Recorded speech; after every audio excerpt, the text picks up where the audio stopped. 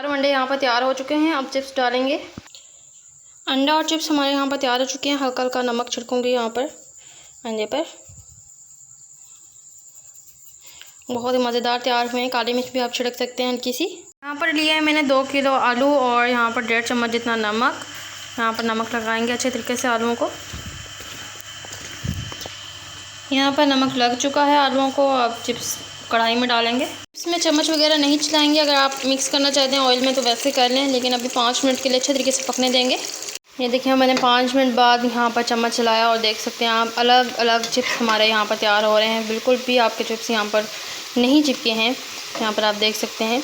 अभी 5 मिनट मज़ीद पकाएंगे ताकि अच्छे तरीके से कड़क हो जाएं। तवे पे कर लिए यहाँ पर मैंने ऑयल गरम। यहाँ पर मैंने लिया है 1 अदद अंडा। इसको करेंगे फ्राई। ये देखिए बिल्कुल सेकंड्स में हमारा अंडा फ्राई हो जाएगा।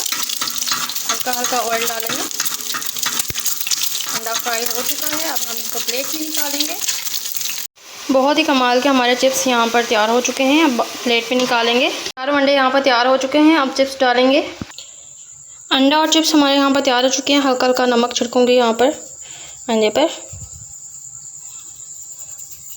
बहुत ही मज़ेदार तैयार हुए हैं। काली मिर्च भी आप छिड़क सकते हैं हल्की सी।